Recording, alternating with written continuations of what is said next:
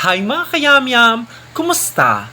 For today's ganap, pag-uusapan natin ang buhay ng isang working student. Real talk tayo mga kayamyam. Napakaswerte ng buhay ng mga full-time students. Why? Kasi lahat ng needs nila usually pinoprovide na ng parents nila, 'di ba?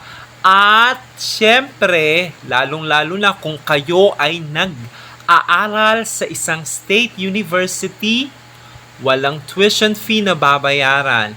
Hindi kayo mapipressure kung saan kayo hahanap ng pambayad every sem. Unlike yung mga working students, nagtatrabaho sila at the same time nag-aaral sila.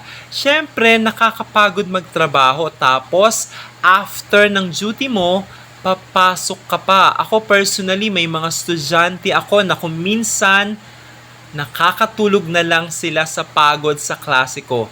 As in, sa loob ng klase ko, nakakatulog sila.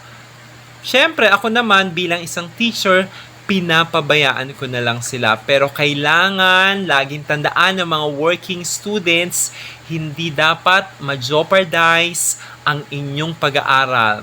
Take note, ang dahilan nyo kaya kayo nagtatrabaho para makapag-aral. I really admire the working students kasi they are trying their best to change their life. They are trying their best to have a brighter future.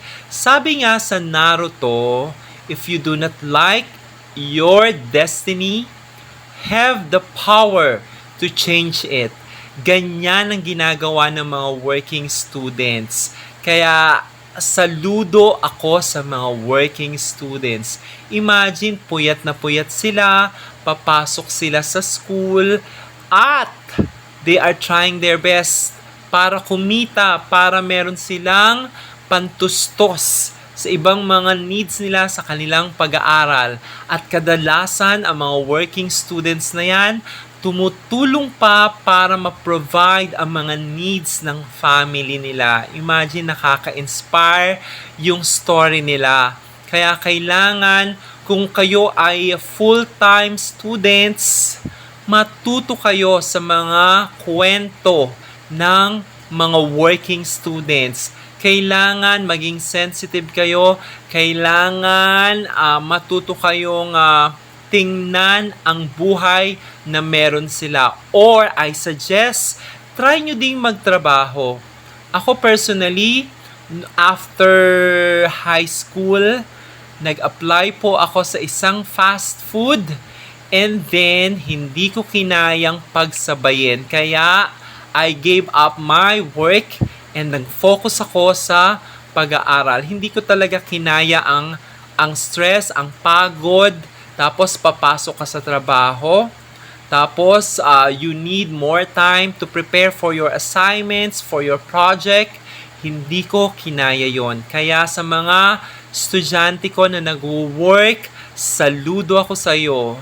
Lagi niyong tatandaan, no? Madaming mata ang humahanga sa inyo. Basta tuloy-tuloy nyo lang hanggang sa marating nyo ang goal nyo, hanggang sa makatapos kayo, makuha nyo ang diploma nyo, at makapagtrabaho kayo sa magandang company. Siyempre, ito ang magbibigay opportunity sa inyo para makatulong sa pamilya nyo, para matulungan nyo ang inyong sarili, at para makabuo kayo ng magandang future sa future family nyo. I hope wag kayong bibitaw. Kung kayo ay makaranas ng mga pagsubok sa buhay, tuloy-tuloy nyo lang yung journey nyo. Focus lang kayo sa destination na gusto nyong marating.